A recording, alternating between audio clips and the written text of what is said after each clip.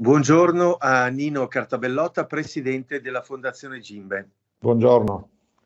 Professore, voi state svolgendo in questi mesi un lavoro importante di analisi della diffusione del contagio. Avete individuato, in una situazione che di certo cambia non ogni giorno, e poi lo vedremo, ma insomma con ritmi importanti, avete catalogato 4 regioni, 4 aree geografiche rosse, ovvero quelle nelle quali il pericolo di un mancato rallentamento dell'epidemia è ancora pronunciato. Quali sono e sulla base di quali parametri le avete individuate? Sì, noi come Fondazione Gimbe svolgiamo un'attività di monitoraggio indipendente dell'epidemia a Covid sin da quando è scoppiata in Cina e tutto lo riassumiamo all'interno di un sito che viene aggiornato quotidianamente che si trova all'indirizzo coronavirus.gimbe.org, quindi invito tutti ad andare ad aggiornarsi quotidianamente. Questa idea dei quadranti ci è venuta fuori perché adesso nella fase 2 uno degli elementi fondamentali è il monitoraggio dell'epidemia nelle varie regioni, visto che il DPCM che ha determinato la riapertura del 4 maggio ha previsto regole uniche su tutto il territorio nazionale. Noi abbiamo tenuto in considerazione 2 elementi, ovviamente sulla base di quelle che sono le indicazioni che vengono da istituzioni internazionali e da esperienze negli altri paesi. Il primo è quello della prevalenza, che è di fatto il rapporto tra i casi per 100.000 abitanti, che misura in qualche maniera la densità del contagio in quella regione. Il secondo è l'incremento percentuale dei casi, calcolato però non giornalmente ma nell'ultima settimana, perché come sappiamo i dati giornalieri sono molto suscettibili di fluttuazioni legate a ricalcoli, a trasmissione dati dalle regioni alla protezione civile, quindi il dato settimanale invece è sufficientemente stabile. Questi dati, ovviamente partendo dalle medie nazionali, vengono riportati su un grafico che si divide in 4 quadranti, per cui ci sono regioni che hanno un incremento percentuale e una prevalenza sopra la media nazionale, ci sono quelle che ce l'hanno sotto e poi invece ci sono quelle che si trovano un po' a metà, hanno prevalenza superiore della media nazionale ma incremento percentuale basso, piuttosto che prevalenza bassa e incremento percentuale elevato. Al 7 maggio la situazione colloca nel cosiddetto quadrante rosso, che preciso non significa zona rossa nel senso normativo del termine, colloca la Liguria, il Piemonte e la Lombardia, mentre per esempio fino alla settimana scorsa ci stava dentro la provincia autonoma di Trento e la Lombardia stava nel quadrante giallo, proprio perché da giorno in giorno e da settimana in settimana la situazione epidemiologica nelle varie regioni si modifica. Ma noi abbiamo fatto anche di più. Questo stesso strumento lo abbiamo realizzato per le singole regioni. Quindi sul nostro sito è possibile visualizzare regione per regione la disposizione delle varie province, cioè all'interno di una regione che si colloca in un quadrante il contributo delle varie province alla diffusione del contagio potrebbe non essere lo stesso. E per fare ancora di più, ciascuna regione che ha i dati dei comuni che non sono purtroppo pubblici potrebbe realizzare questo stesso strumento provincia per provincia, perché la fase 2 richiede un approccio non chirurgico, ma addirittura di microchirurgia selettiva, cioè bisogna identificare i focolai non appena nascono e spegnerli sul momento, perché altrimenti il rischio di diffusione del contagio rischia di essere elevato. Quindi il nostro vuole essere un modello univoco per monitorare l'epidemia a livello nazionale, regionale, provinciale e addirittura fino ai singoli comuni. Al momento, mi corregga, Veneto ed Emilia-Romagna sono in giallo, mentre il Friuli Venezia Giulia è in verde? Esattamente, teniamo conto che Veneto e Emilia-Romagna difficilmente si sposteranno dal giallo, perché il giallo è una sorta di quadrante dove le regioni che hanno avuto tanti casi, tranne se la prevalenza nazionale non dovesse spostarsi a carico delle altre regioni, non dovesse salire, difficilmente potranno tornare in altri quadranti. Cioè quello che si verifica con questo modello è che ci si sposta dal quadrante verde a quello arancione, e poi a quello rosso e poi quando l'epidemia si raffredda a quello giallo, quindi gli spostamenti verso sinistra sono molto meno frequenti proprio per il fatto che dipendono dalla prevalenza. Sì, il nord-est di fatto oggi colloca il Veneto in quest'area gialla insieme alla provincia di Trento in quella di Bolzano, e invece il Friuli Venezia Giulia sin dall'inizio sta nel quadrante verde perché ha una prevalenza inferiore a 300 casi per 100.000 abitanti e un incremento percentuale al 7 maggio di meno del 3%. Ma per esempio il Friuli è un esempio interessante perché la situazione delle varie province è stabile ad eccezione di quella di Trieste, quindi là si conosce che esiste un problema particolare esattamente nella provincia di Trieste.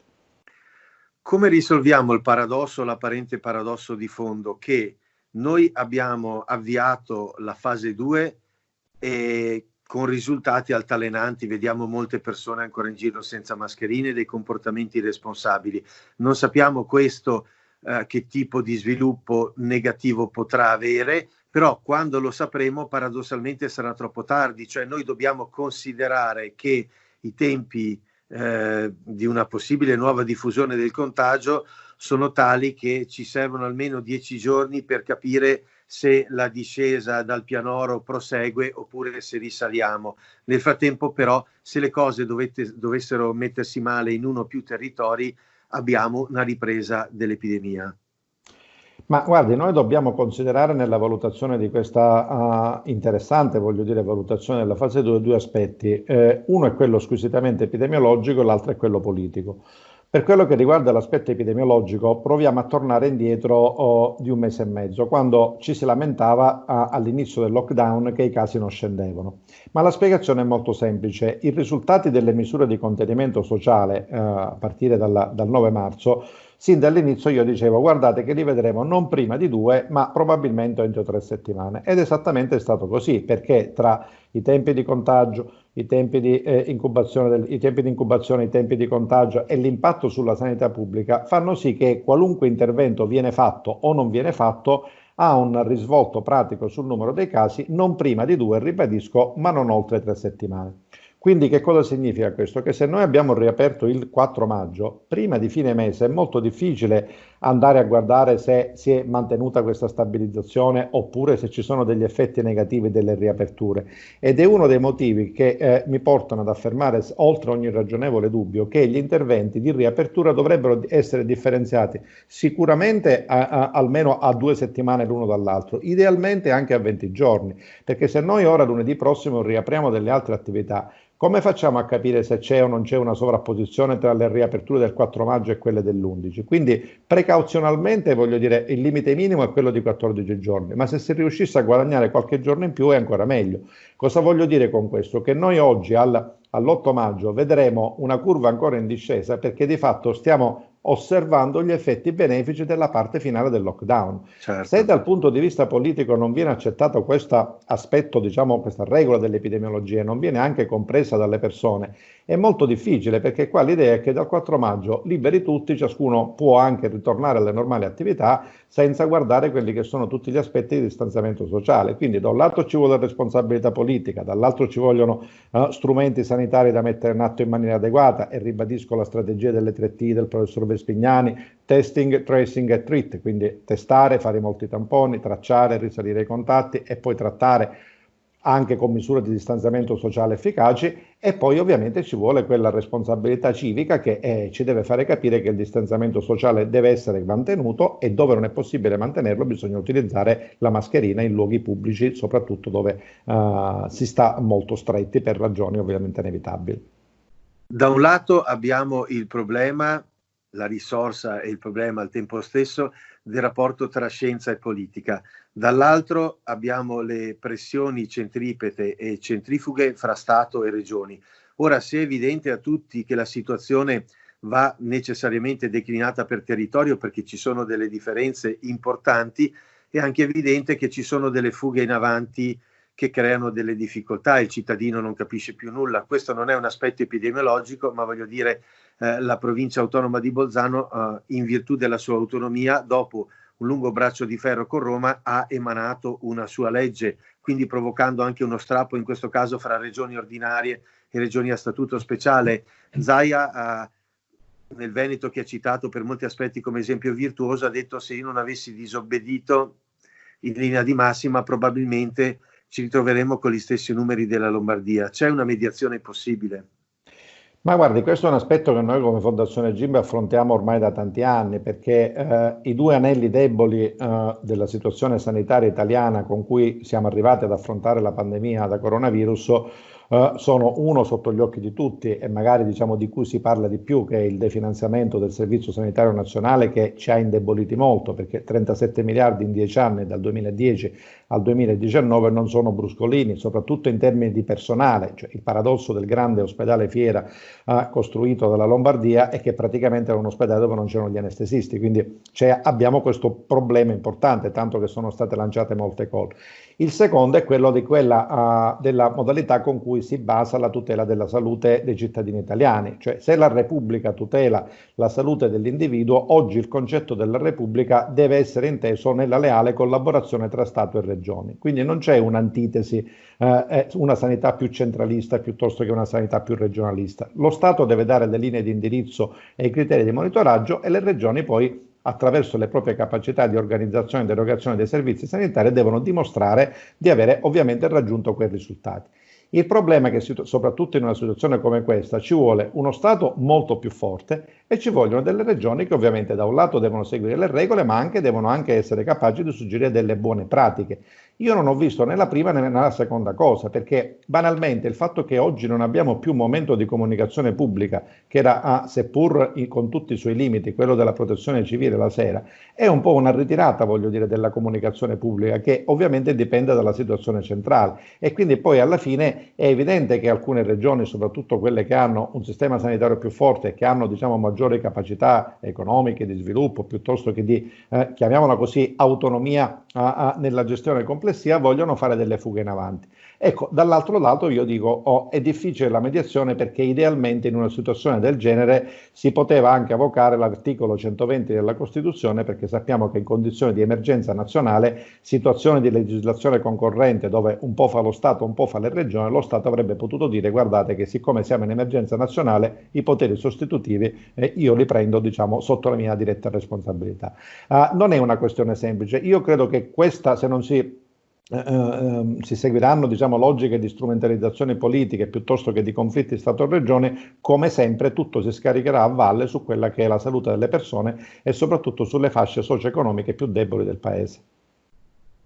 Un'ultima domanda su un tema che le sta a cuore, che sta a cuore anche a noi, le politiche dei tamponi. Lei è intervenuto nelle scorse ore per dire sostanzialmente due cose: bisogna farne di più, ma bisogna anche che, in questo caso torno alla domanda precedente, non ci sia un ordine sparso, cioè non possiamo avere un gap tra regioni così ampio. Ma guardi, dallo studio nostro di ieri sono emersi due elementi fondamentali. Il primo è che degli oltre 2.300.000 tamponi che sono stati fatti in Italia, un terzo sono di controllo, cioè non servono a identificare nuovi casi, ma servono a confermare le guarigioni di casi già conosciuti. Quindi questo è un primo elemento che anche nelle comunicazioni delle singole regioni della Protezione Civile dovrebbe essere dato come numero separato, perché altrimenti noi immaginiamo che la capacità della diagnostica delle regioni sia superiore di un terzo di quella reale. Il secondo dato è che c'è una grossa differenza regionale, che non vediamo però sui numeri assoluti, ma la vediamo, come abbiamo riportato noi nella tabella di ieri, su quello che è il numero di tamponi per 100.000 abitanti al giorno. Questo numero di tamponi per 100.000 abitanti al giorno ha una media nazionale di 88, ma enormi differenze regionali, perché si passa dai 222 della provincia di Trento ai 37 della Puglia. È evidente che ciascuno può avere le sue politiche sanitarie regionali, però noi abbiamo chiesto al Ministero della Salute di fissare una soglia minima di tamponi per 100.000 abitanti, perché io temo che in questo momento alcune regioni facciano pochi tamponi per paura di trovare troppi casi, e trovando troppi casi questo potrebbe attuare dei comportamenti opportunistici, perché il Ministero della Salute prevede che quando i casi aumentano, insieme ad altri indicatori, potrebbero scattare dei nuovi lockdown. Quindi il rischio è che, non facendo i tamponi, noi poi ci troveremo domani ad avere quelle che sono pazienti aggravati all'interno degli ospedali, che finalmente abbiamo alleggerito. Ma è più importante fare controlli a campione tra la popolazione o fare i controlli sui soggetti a rischio, tipo il continuo screening periodico tra gli operatori sociosanitari? Diciamo che dovrebbero essere integrate entrambi, perché quello che è importante è intanto tutte le categorie a rischio: operatori sanitari, sociosanitari, case di riposo per anziani, contatti di familiari, cioè ci sono già una serie di categorie ben identificate che hanno una probabilità di essere infette maggiore della popolazione generale. Poi possono essere fatti degli studi campionari anche con test sierologici da confermare con il tampone. Però ecco, la nostra soglia proposta, che è quella diciamo di almeno 250 tamponi al giorno, di cui sappiamo che un terzo sono di controllo, è una soglia ragionevole e sostenibile anche dal punto di vista economico, visto che pare che il costo medio di un tampone oggi si aggiri per il servizio sanitario intorno a 13-17 euro, qualcuno parla di una media di 15, quindi non stiamo discutendo di cifre enormi. Cioè noi oggi dobbiamo vedere il tampone come un livello essenziale d'assistenza da garantire in tutte le regioni con la stessa intensità, proprio perché permette diciamo, di gestire questa fase 2 in maniera diversa da come è gestita la fase 1, quando il tampone si faceva solo ai soggetti sintomatici. Oggi invece dobbiamo andarli a cercare, perché se noi non li cerchiamo non li troviamo, e questi nel frattempo contagiano le persone, perché il contagio da sintomatici, che 2 mesi fa tutti gli scienziati del mondo dicevano che era occasionale, oggi invece lo abbiamo identificato come una delle cause principali della diffusione del contagio. Quindi se non si fa una politica di tamponi massiva è evidente che comunque il virus continuerà a fare la sua strada, tranne se, come qualcuno diciamo si auspica, il caldo diciamo lo abbatterà per conto suo, ma io a questo ci credo relativamente poco.